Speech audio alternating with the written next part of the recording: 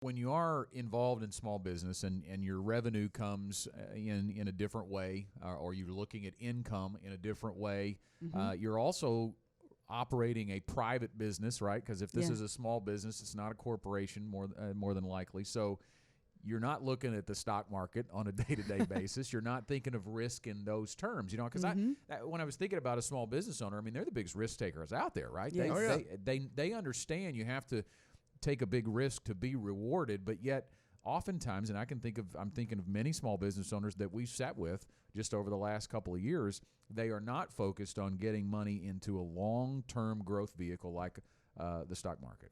Yeah, they think that I've got to reinvest back in my business, and some small businesses take that really to the extreme. They think I can make more money turning it over in my business than I can doing something else. But then those things have long-term implications to you, and you've got to think about, okay, how is it that I can get money out of my business and set aside to my family's balance sheet and not my personal balance sheet, because at some point in time that business balance sheet is going to go away, and you've got your family's balance sheet to deal with.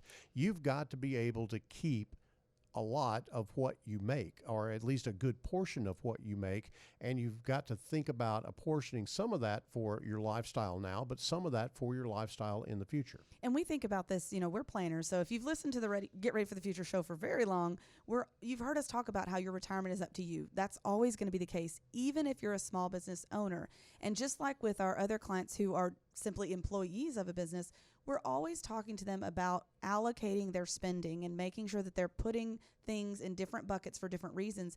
You've got to not neglect your retirement when you're that employer. And that's a real issue, because there is a significant percentage, like close to 40% of small business owners think they won't ever be able to retire. And that's a bad mindset to be in, first of all. I think that you first of all need to change your mindset about that and think, I won't ever be able to retire. Change that to, this is how I can retire. I need to put together a plan, a strategy, a methodology so I can retire, because I got news for you. You can't do whatever you're doing for the rest of your life. It just doesn't work that way.